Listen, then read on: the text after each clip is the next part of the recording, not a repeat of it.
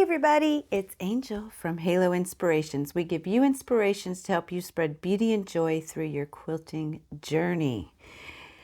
Oh, another inspiration today.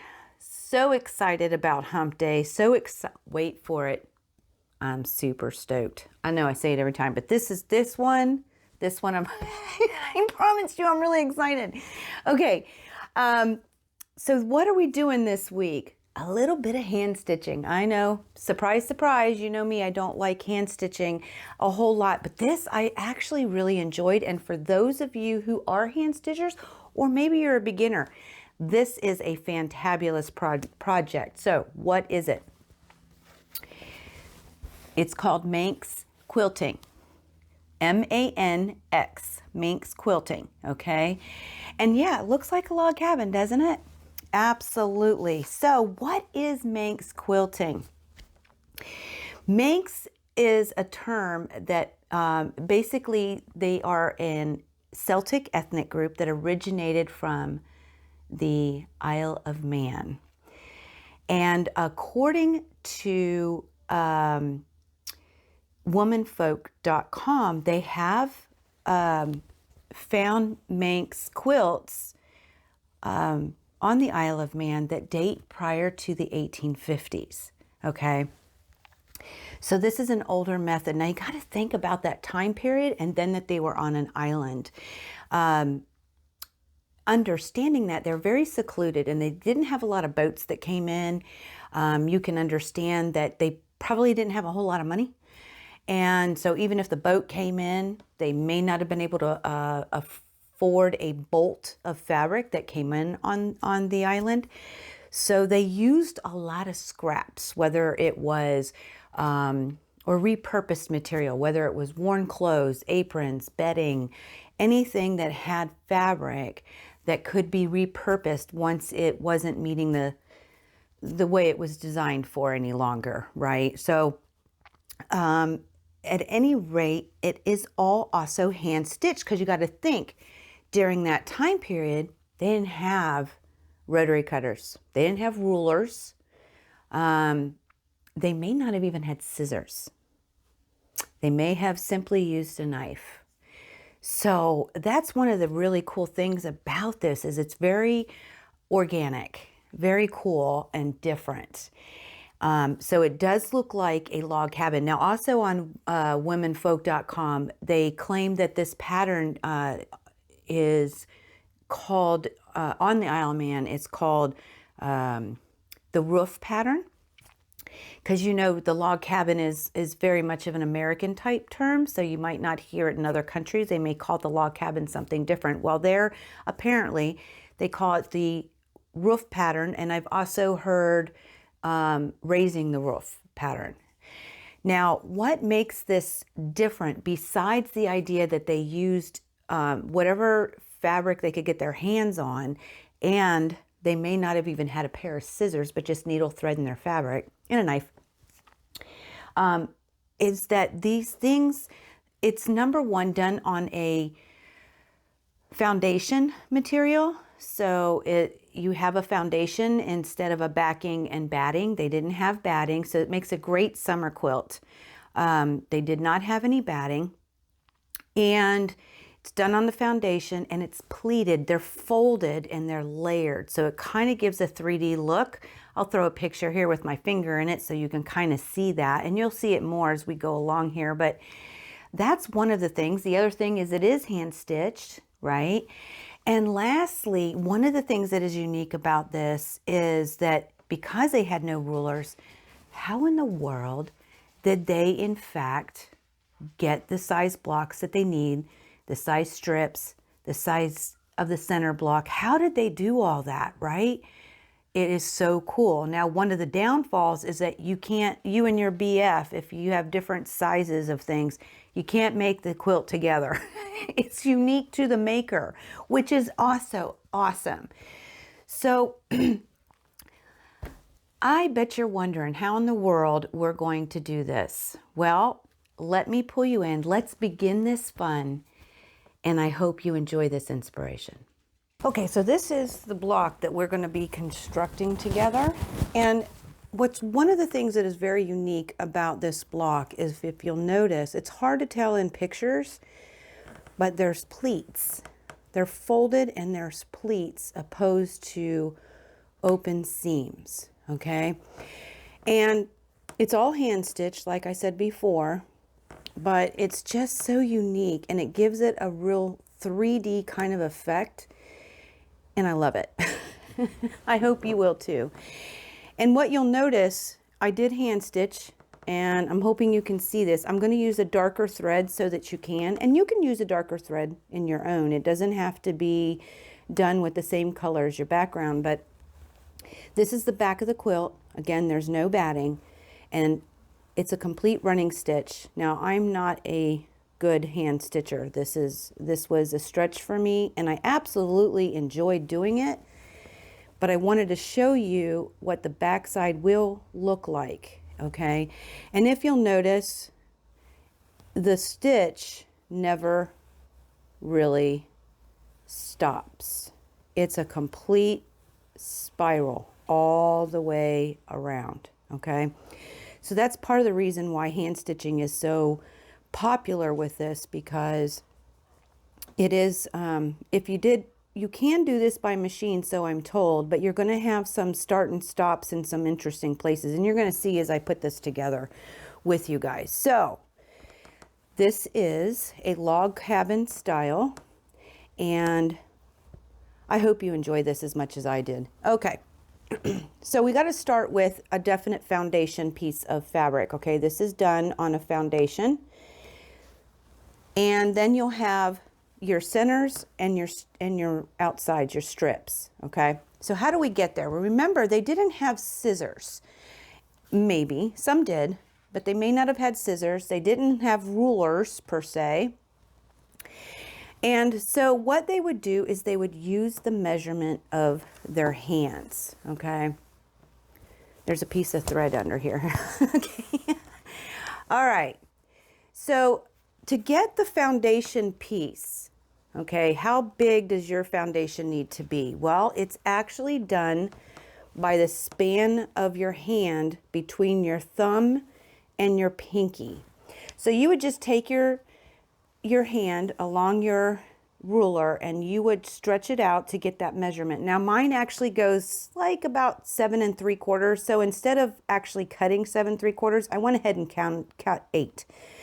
I didn't want to get too precise on it because I do have a ruler and I do have a rotary blade. So I wanted to get something, you know, that was much more closer to something easier for me to cut. So 8 inches is what I did. Now you can see very quickly that your hand may be 6, okay? You may have 6 inches span, you may have 7, you may have 6.5. Everybody's hand is different. So this isn't a type of quilt that you can mix and match different people's blocks together if they're doing it in this method, okay? Because it'll be a nightmare trying to put a 6.5 to an 8-inch block, right? Okay, so that is your foundation. So I did 8 inches. So I cut 4 8-inch blocks for my foundations, and I chose to do white. You can do whatever you want. You don't have to do white. You don't have to do a solid. You could do whatever you want on the back of your foundation. You just want to cut out those squares. All right, so the next part you want to cut are your centers. Now I'm using red in the quote-unquote traditional fashion, where red has meaning to us today, that it's the hearth of the home, hearth of the log cabin. So I chose a red. And I will tell you, I'm using Flea Market fabric by Lori Holt of Be in My Bonnet for Riley Blake for my colors. That's what you're seeing here. And there is, I believe, a fat quarter bundle left in the shop. So if you're interested, go check it out.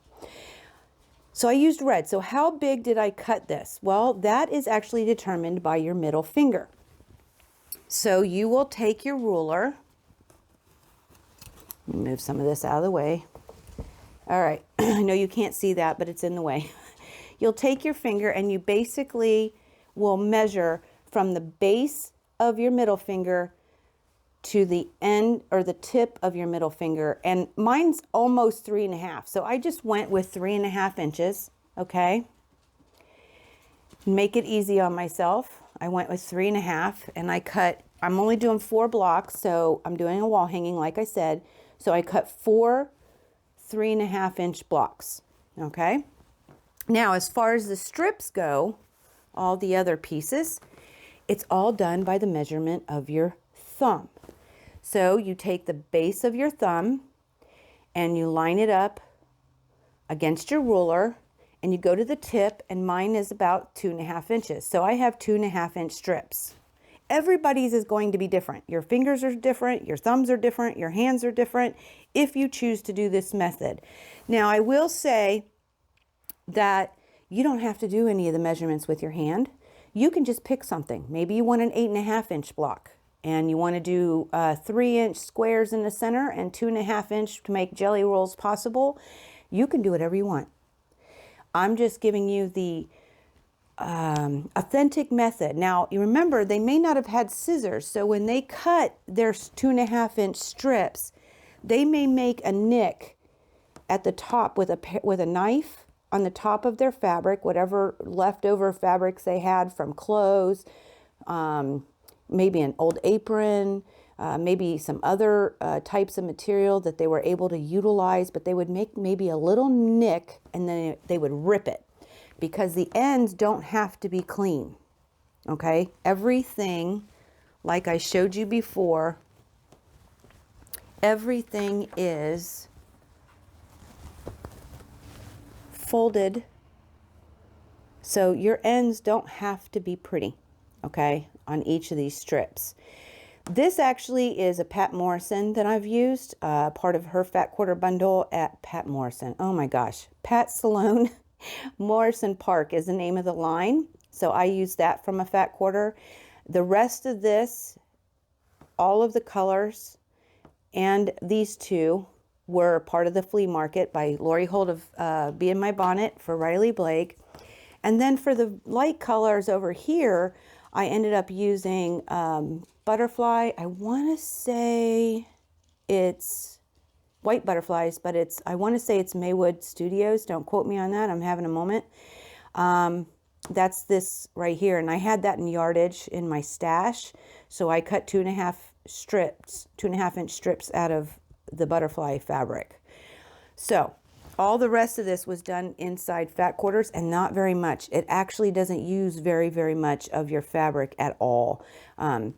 But it's going to depend. And like I said, you can go into your stash, you can see what you have, you can use some scraps, and you don't know what to do with them. This may be the perfect opportunity to utilize some of that.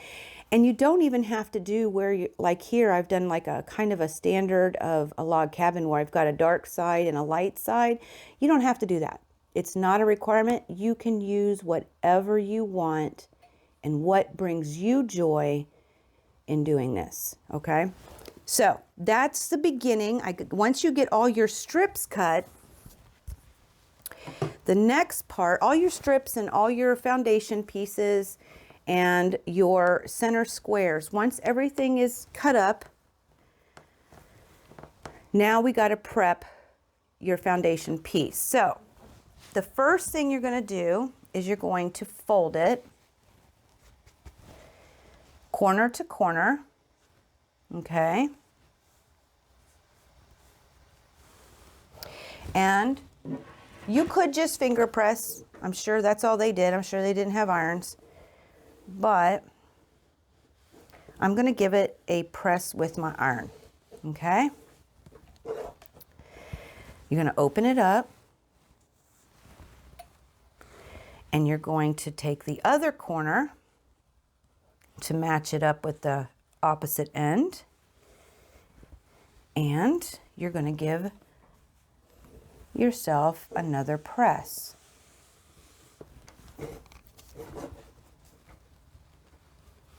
Okay. And we're going to open it up. Okay. Now what you'll find is that you have an X with your pressed lines.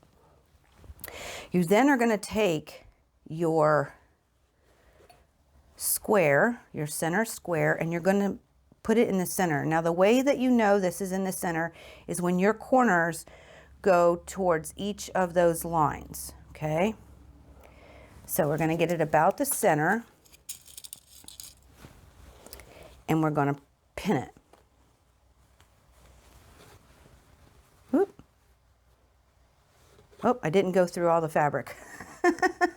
Oh yeah, you got to go through both layers to hold it in place.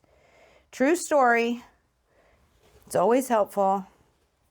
Let me try it again. All right, so we have our center square. Now we're not done quite prepping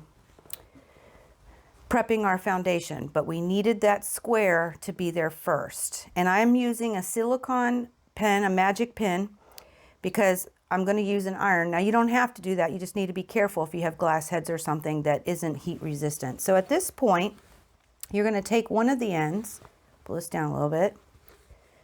All right, and you're going to fold it down to the first line, or down to the edge of your center square. All right, and I again take my iron and give it a press. Now I'm on a pack-a-mat, which we also sell in our store, and it's very, very good at sending the heat from the iron down to this mat and then back up. So this gets really hot, okay? So you want to be careful when you're doing this, but you're then going to fold it in half again. So we folded it once, we're going to fold it twice, give it another press,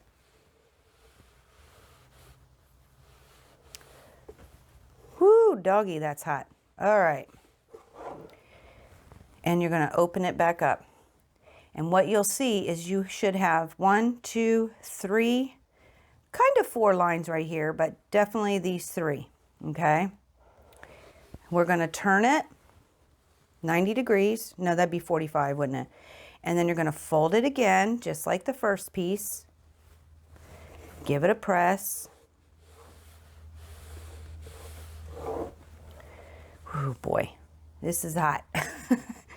And then you're going to fold it again towards that piece, that center piece, and give it another press. Okay? Open her back up. Turn it again. Fold it in half towards the center piece.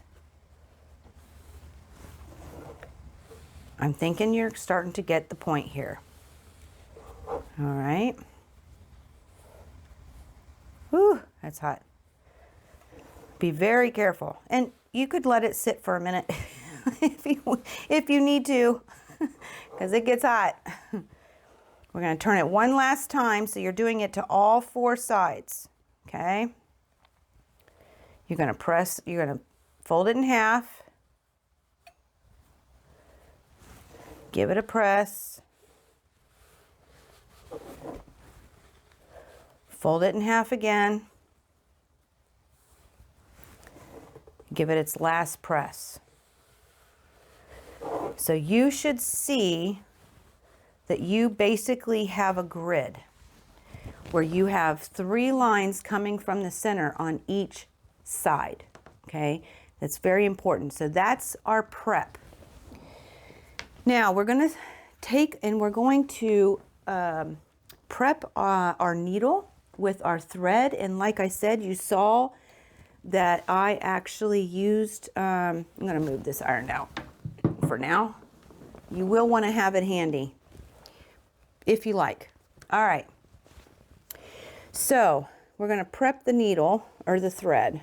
And what I like to do is, you know, I usually do threads when I hand stitch from my palm to my end of my shoulder. But I'm going to fold this in half. So I'm actually doing that twice. All right. Oh, you can't even see this. But you're going to then load it inside of your needle. Now I'm using a self-threading needle, so I don't have to try and thread it. And it worked really well for this, just so you know. And you can also find those in the shop if you're interested. And I try to get, you know, the ends as close to equal They don't have to be perfect, but that way I'm going to utilize as much thread as I can. And once I get those two pieces, you know, somewhat equal at the end, I want to try and do it as close as I can. I'm going to do a quilter's knot. Now there's a video for that if you're not sure what that is. And for this, I actually wrap 7 times. There's no real reason, I'll be honest with you guys. 3 and 7 are my lucky numbers. I don't think 3 would be enough. And so I don't stop in between. So I'm doing 7. 1, 2, 3, 4, 5, 6, 7. And I'm going to pull it through. And like I said, there's a better video on this. Oh, and I got a knot too early. There we go. On the channel so that you can actually see it. Yep, I made a mess of it, but that's okay. That's part of the beauty behind this. So you're going to see that. That is not a pretty quilter's knot, but I guess I'm just getting a little too excited. Okay, so now we have 2 threads on our needle. Well, we have 1 thread folded in half with a knot at the end. Okay, so now the next step is we're going to grab our first strip. And I'm actually going to utilize this block for a reference. And when I look at this, this is on the, well, this is the bottom layer. But this one has 2 fabrics on top of each other. So I'm going to start with a dark, and I'm actually going to swap. I'm going to do a dark green here, but it's a dark color. It's not a light one. Now, I will be honest with you. I should have done a light first, and here's why. And this is just a design thing, and I didn't do it. I got excited again, so it is what it is. But if you'll notice, this piece and this piece are longer than this piece. So if you want more color than light in your fabric, you would start with a light color, okay? But I'm going to start with a dark because I did this for all of them. Once I realized what I did, I just kept going. It's a design element at this point. So I'm going to use a dark green. So I'm going to grab a strip of my dark green.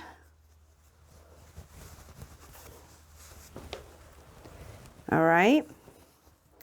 And I'm going to lay it right on top, meeting this edge, meeting that edge of the block underneath of the square block of the initial block. I'm going to take some scissors, and you don't have to be perfect. Just don't snip anything underneath it. But I'm going to cut somewhere around this area. Now, if you'll notice, I'm going to pull this down a little bit so you can see. Mine's a little bigger. I get nervous. I'm going to cut the block. So I usually go a little bit out, and that's fine. There is no precision in this. There is no necessary to be very precise. Okay, but I do have this here. So what I do at this point is I pin it. Well, hold on. I'm going to pin it so it doesn't shift. Okay. Try to keep it at least as straight as I can. Now, to get started, we're going to go down a 1/4 inch and a 1/4 inch from here and a 1/4 inch from here. Now, my eyes don't measure well, and you do not by any stretch have to be perfect, and you do not by any stretch have to do what I'm doing. This has just made me comfortable because, you know, I'm not comfortable with figuring stuff out like this. I always make things bigger or too small, way too big, but you don't have to do this. But we're going to go in a 1/4 inch down and a 1/4 inch in, and you're going to stop a 1/4 inch in and a 1/4 inch down also. And to give myself a little bit of reference, I'm just going to draw those lines. Now, I am using a disappearing, oh, look, I've used it so much you can't even see the writing anymore. But it's an air and water-soluble disappearing ink by Dritz.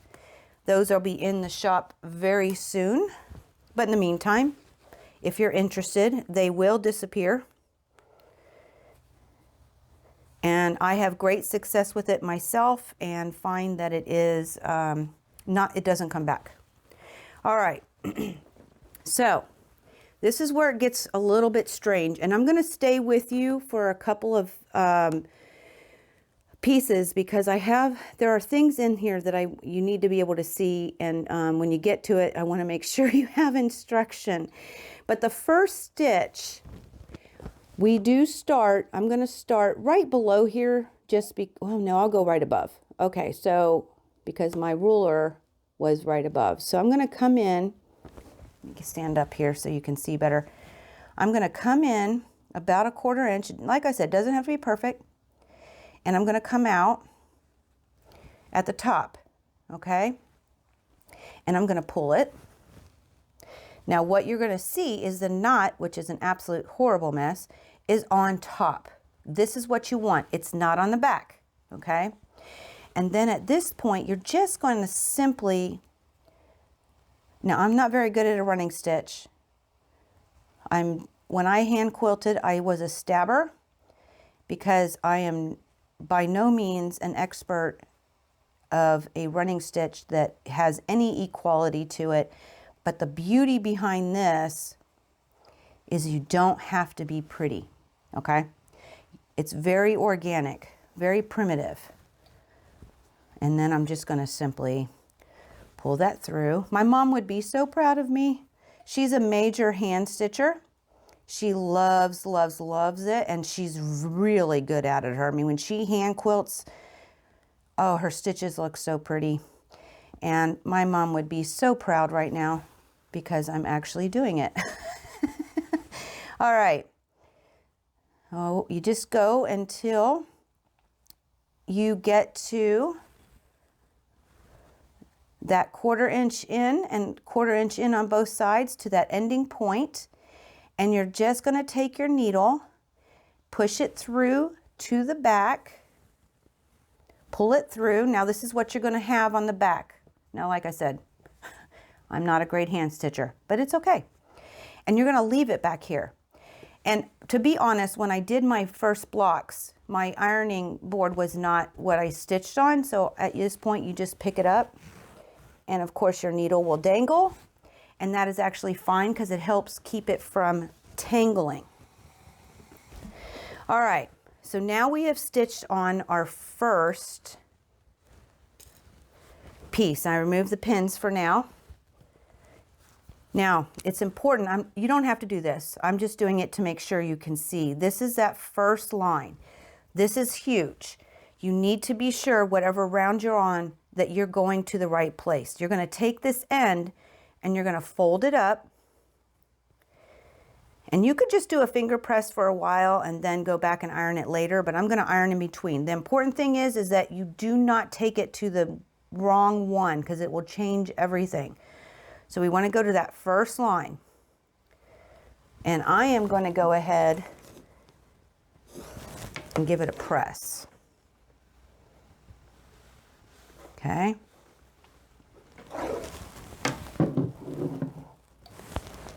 So now we have our first pleat. See, your stitching's in here.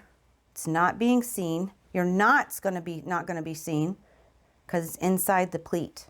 Okay, it's inside that fold. Then you're going to turn your fabric. Now, I have a dark. So the next one is going to be a dark, and I'm going to go ahead with a blue, a darker blue. All right, you're going to simply lay it out on top, and you're going to want to measure it to the edge over here, and again to this edge. So we've gone all the way across. So you can see each time your strip is going to get longer and longer. And again,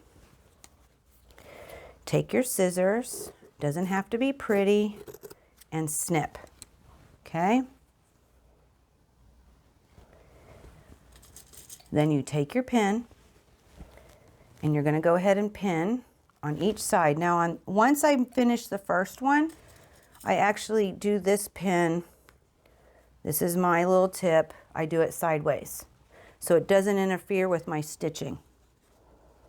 Okay, just want to make sure it's somewhat straight. Now, you're going to take that needle, okay?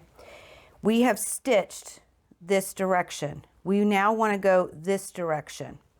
So you're going to take your needle and go through the back to the front of both layers. And you're going to pull it through. Okay?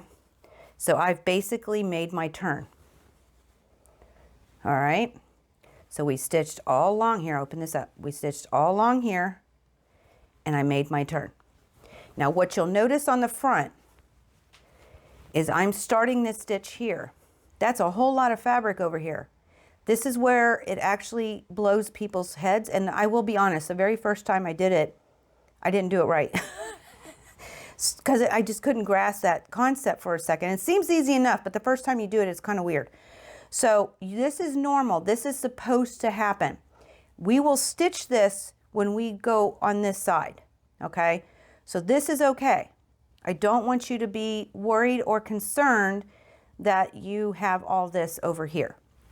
Now, again, I can't see straight. I mean, don't ask me to cut my hair. It'll be awful. And I don't measure well with my eyeballs. So I basically go down to where that's popping out. And you'll notice it's a little more than 1/4 inch. That's fine. That is not a worry. But I'm going to try and give myself a straight line. This is where I'm going to stop. Well, no, I'm going to stop a little bit more. I'm going to stop about 1/4 inch. 1, 2. Well, that's about right. So we'll do it there. I'm going to draw myself a line just as a reference. It's just a guide. It's not important. Okay? And that's where I'm going to stop. All right. You do not have to do that. That is my own insecurity showing on camera. You do not have to do that. So I've got a nice reference guideline. Now, if I'm not on it perfectly, it's okay. I'm not looking to be perfect, and neither, you don't have to look to be perfect either. Of course, I know my mom's stitching is going to be beautiful. And I'm sure if you're a hand stitcher, you will too. But if you're not and you're anything like me, it's really okay. So again, we're going to do a running stitch, and I'm going to do it along that line. Okay.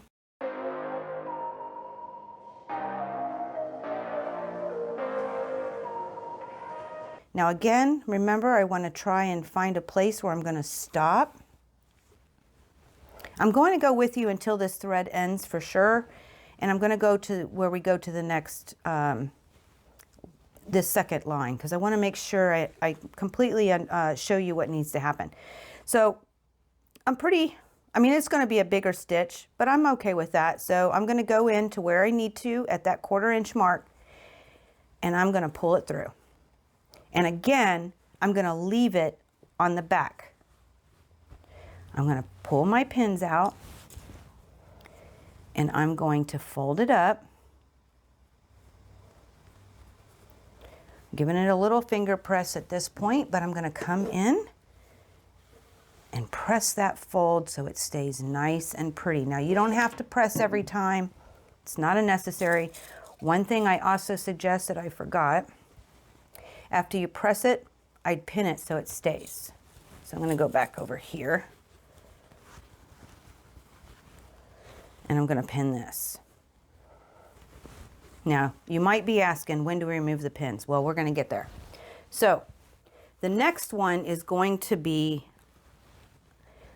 I did them reverse, so I'm here. So I'm going to do one of the butterflies, but it's a light color. So we went dark, dark. Now we're going to do light, light. Trying to find the smallest one. If I have a small, yep, I do. Okay. I try to use as much of a strip as I can. So again, we're going to lay it down from this edge to this edge, okay? And we're still working on that front. Right sides together. I think I failed to mention that before. It is right sides together, so this is the wrong side is facing up. right side, this is a right side, this is a right side, they're going to be together, okay? Then I'm going to take my scissors and I'm going to snip. No need to be exact. It can be all goofy woofy because nobody's going to know. All right, then we're going to pin it. I do want to try to keep it straight. And again, I'm past that first block, so I'm going to pin sideways. All right. Then you're going to take your needle. Now this time we want to go, we've come, here, let me look. We've come across here, we made a turn. We went down this way, now I need to make the turn again.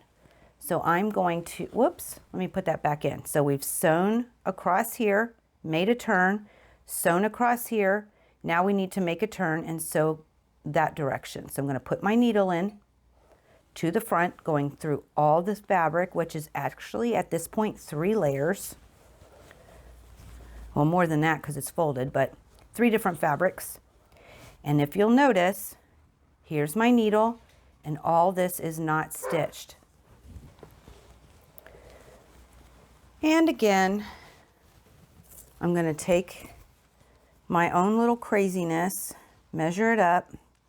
I can see this fold line, so I'm trying to make sure this part is straight.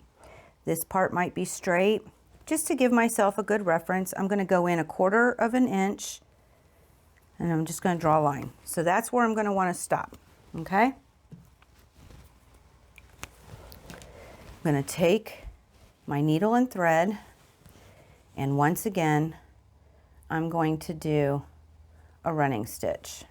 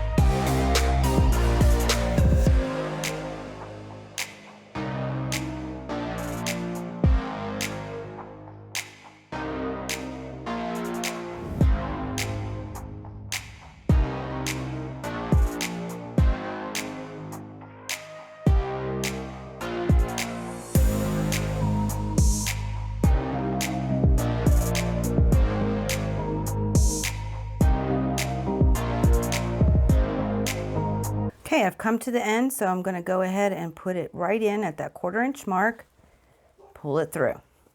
So this is what we have on the back.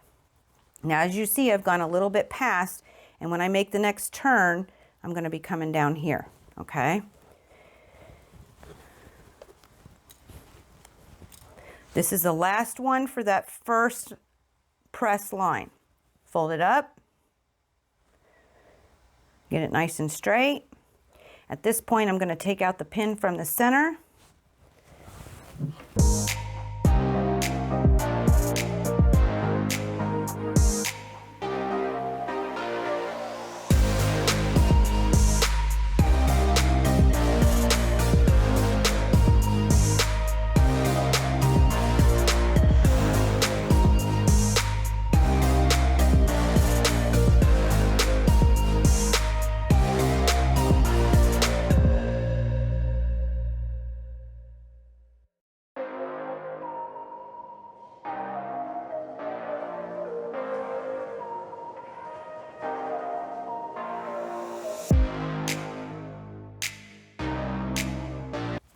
That's getting pretty short. Now, what you want to do at this point, I clip my thread close to my needle. Now, this is where my mom's going to roll her eyes as a hand stitcher. Sorry, Mom, this was easy. Because nobody can see any of this, it doesn't really matter what kind of knot you do. Now, you can do a back stitch or whatever it is that you do as a hand stitcher. You go for it. I bow down to the hand stitchers because this stuff is different. But I'm going to just basically tie myself a square knot. Sorry, Mom.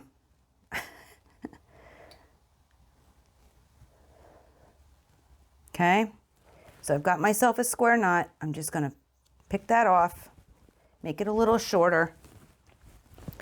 But again, this, I can even make it shorter than that if I wanted to. Just don't get too short. All right. All of this is going to be inside of the fold, so it really doesn't matter. Okay, reload your needle up. Now, again, I'm just not having any luck today. But I got my thread loaded. I did a double strand again. I have 2 strands for here that I'm sewing with. I've got my knot at the end. And I basically go back in close to where I left off, come back out through the top, and pull it. And again, the knot doesn't matter because it's going to be in the fold, okay? And you're basically going to start your hand stitching, your running stitch all over again.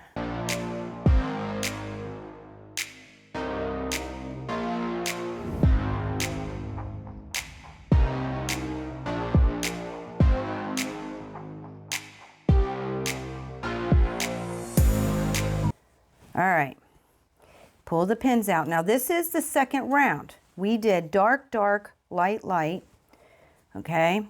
So now we are working with this second line. The second line right here is what we're working with. So you want to make sure that you go to that second line.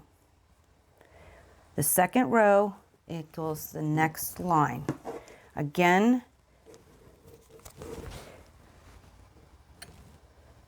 whoops, I'm so sorry I left that hanging. Let me put that down and get this right.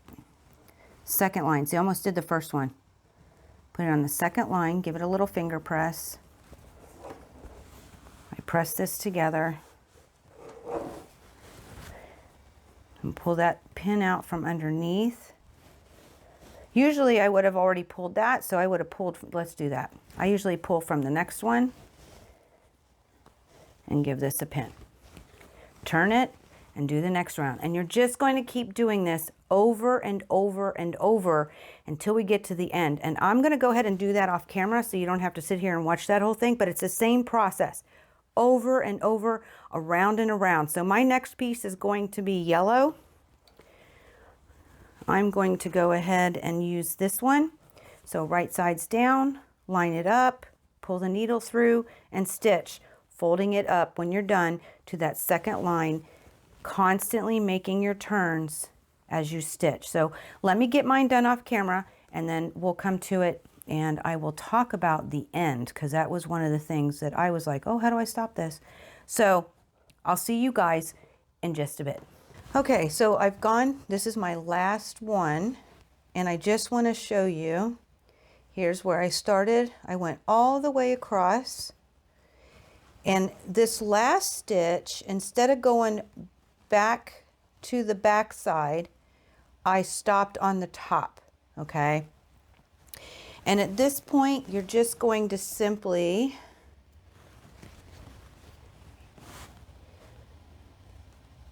go ahead and tie your knot, however you do it.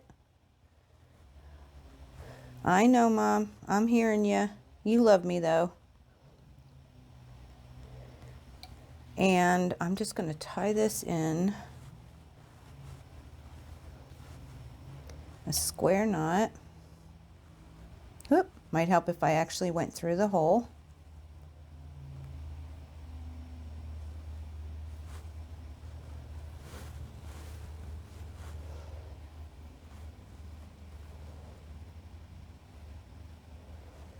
All right, snip it. All right, now, this was my last one. So when you do your last row, okay, you are very simply going to fold it to the outside edge, Okay. And give it a press.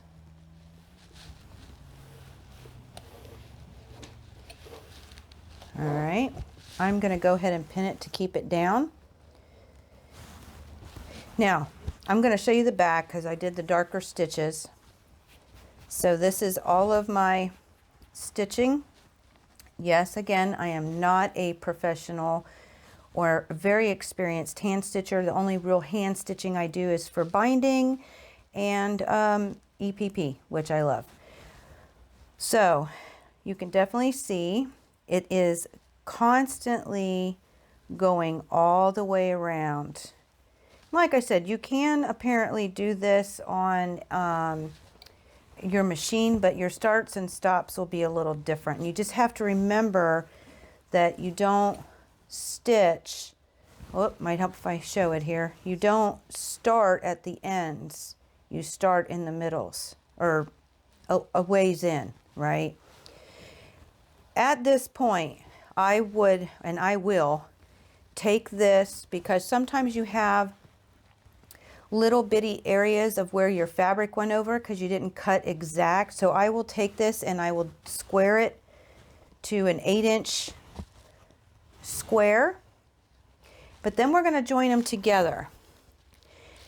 And I've already joined 2 of mine together. And before you actually join them together, you know, with log cabins, you have various different patterns that you can do with the log cabin. So I'm going to do, because y'all know I love the barn raising, but this is where that star or that cross is in the middle and the lights are on the outside, darks are in the inside. But you'll want to play with the 4 that you have. And I don't know why all of a sudden my camera went dark. Well, that was weird.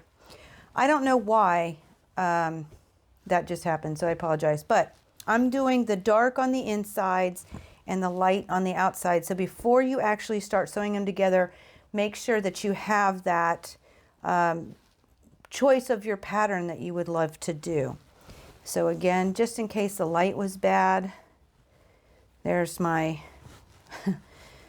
unexperienced hand stitching going on there, but I'm very happy about it. Now I will show you, we're going to join 2 of these together. So after I square it, okay, after I've squared my pieces, which I still have to do the one I just finished, let me pull this out. Pull this down. All right. There we go. So after I get it squared, I'm going to want to start to put this together. Okay. Again, my darks are going to be on the inside. Lights are on the outside for me. I really like this. I really like that pattern. So, couple of things that I have learned. Okay, you're going to, and I did part of this on machine. Well, I think I can, I'm going to pull these out first. These pins that are holding that down. Okay, you're going to want to flip your fabrics over and make sure that the sides that you're wanting to sew together are together. Now see, here's the one I just did, which you can tell because of the gray threads, and this is the one that I did before. So what you'll want to do is you'll want to pull back your foundation fabric, and if there's a better method for this, do not hesitate for you experienced quilters or hand stitchers to put it in the comments or talk about it in Creative Kingdom. Send me an email, whatever floats your boat, but you know, anything from the experienced would be awesome. But we're going to go ahead, pull back the foundation. I'm going to pin it out of the way.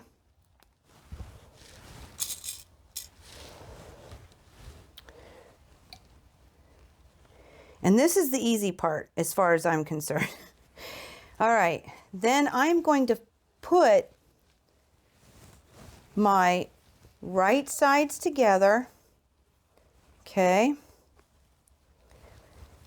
Getting them lined up nice and pretty. Now remember, I still have to square this off, so I will do that before I stitch it. But you're going to want to pull your right sides together, and then you're going to, one thing that I didn't recognize the first time is you're going to have two of your pleats that will line up, so you want to try to make sure that's done first. Okay, and then you can pin it, but you're going to either hand stitch it or you're going to want to machine stitch, which again, I chose the machine stitching. And you'll want to do a 1/4 inch stitch along these printed fabrics, not the foundation, but your topper. So you're going to want to put a 1/4 inch seam line right in here. So I'm going to get all that done, and then I'll show you how I finished up the backing. Okay, so this is all stitched here, and I'm going to open this up, and you are going to see lines. I'm going to talk about that here in just a second. But all right, if you'll notice, right along here is my my seam that I stitched on the sewing machine. I have pressed it to one side. Okay, this is what it looks like on the front. Looks really good, doesn't it? Slightly off, but not a big deal. Super loving this look. I truly am. And if you'll notice, I pinned, these are loosey-goosey because they're pleats, and I don't want them to shift a whole bunch, so I keep them pinned for a while. And then once I get these things together, then I'll unpin them. Okay, so we did the 1/4 inch seam all the way down, pressed it to one side, whatever side it wanted to go. And if you'll notice, we have some overlap of our foundation. Now I have tried a couple of things, and for me this is what worked best. I am choosing to put this piece on top because the other one I did that. Now if you'll notice, I had some squigglies. It is what it is. It was a learning curve for me. I tried doing it like binding, and I used Wonder clips to hold it together. But the problem I ran into, because I was folding it, okay, like binding, number one, I wasn't getting a straight line. Number two, I kept going through to the front. So when you stitch this, you want to be cognitive that you don't want your stitches, when you're sewing this together, you don't want them coming through to the front. And there's no batting in here, so you got to be careful. So that's where those lines came in, because I felt it was better. I was able to draw a line later, and it allows, I know I did this particular one, it's too far out. I don't know what I was thinking. So I've got a nice straight line here. So I'm basically taking my fabric, my foundation fabric, and I'm folding it over to line up along the line that I marked. Now you don't have to do this. Like I said, if you're experienced and you feel comfortable getting a nice straight line, I applaud you. I am so terrible at that. I really am. So that's what I did to compensate, to give myself something to work with. And then I actually did press this. Okay, just so it's nice and flat and purty. Now this line will go away over time. All right, because it's that water soluble, air soluble pen. Now, like I said, I tried doing this like binding, and I didn't find it to be very successful. So I got this one stitch right here that comes out. And you're going to have that too. So you're going to have to manipulate that little corner up in here, okay? So what I ended up doing, what I found most advantageous. I still try to use my binding stitch that I use. I believe we call it the blind hem. But I did use that same stitch, but what I did, I am right-handed, so I started on the right side and worked left, and I just kept this flat and I stitched it just like this. I didn't fold it. I didn't put wonder clips on it. I just simply kept holding it down and stitching along, okay? That worked the absolute best. So, like I said, if you got a different method that works even better, fantabulous, please do share. But that's what I ended up doing. Once you've done that, once you have stitched both of your blocks together, both of your rows, if you're just doing 4, whatever your rows are, you're doing, 6 by, 6 and 6 and, blah, blah, blah. When you get your rows stitched together like this and you have all your blocks sewn together, then you're going to want to put your rows together, and you're going to do it the exact same way. You're going to move the foundation out of the way. Okay, hold it down with pins. You're going to put those right sides together after you get the foundations out. Stitch a 1/4 inch seam all the way down your rows, sewing those together, and then you'll do the same thing like this, and you'll overlap them and fold in one side, either the top or the bottom, okay? But one of those sides, just like this, you're going to do all along the long way to get them all sewn together, okay?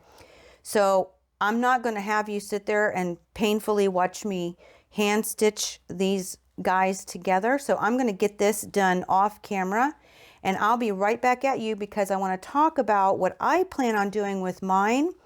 And then if you want to bind it, we can talk about that. So basically your finished product. So I'll see you guys in just a sec.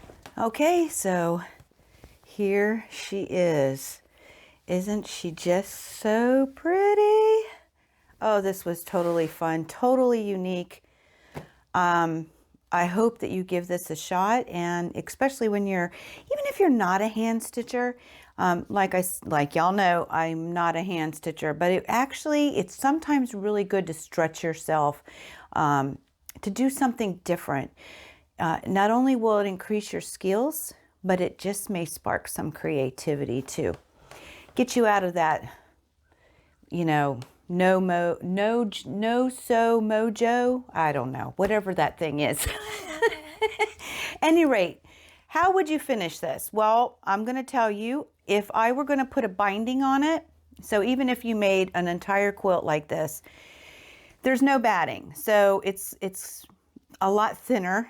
It's definitely something that would be different with a double binding, which is what I usually do. And I would cut it smaller. So instead of using 2.5 or 2 1/4, I may do a 2 inch and then double bind it. Another thought I had, because it is thinner, now I've never tried it, but I thought about this may be a good candidate for a single binding. Like I said, I've never done that, but instead of cutting a 2 inch or 2.5, you cut 1 1/4 inch. Let's see, yeah, you would cut 1 1/4 inch. So that would actually be a thinner binding. So that may work also. You would cut that 1 1/4 inch to get your binding on, but you might even be able to go smaller than that. Maybe even an inch, which give you 3/4. I don't know. That would be something I'd have to play with. I've never done single binding. So, but it's an idea, and it can be done, and you do have the space along the outer edge, which, by the way, I have thrown up some pictures. If I didn't, I'll do them here so that you can see a picture of this much better for the front and of the back. And now remember, I am not a hand stitcher, but gosh darn, I am super proud. And it was so much fun, guys. It truly was. Now, what am I going to do with it? Well, because of the pleats and because it just seems more 3D and very unique, my husband has agreed to frame it for me. So I don't know if he'll put it inside of a mat or if he'll just go to the ends of the wood where the frame starts. But I'm going to take that 1/4 inch along the edge with either, or he will, I won't. It's not something I'm good at. So a 1/4 inch along the edges. But I just think that'd be so cool to put it in a frame and then be able to hang that on the wall in that way. So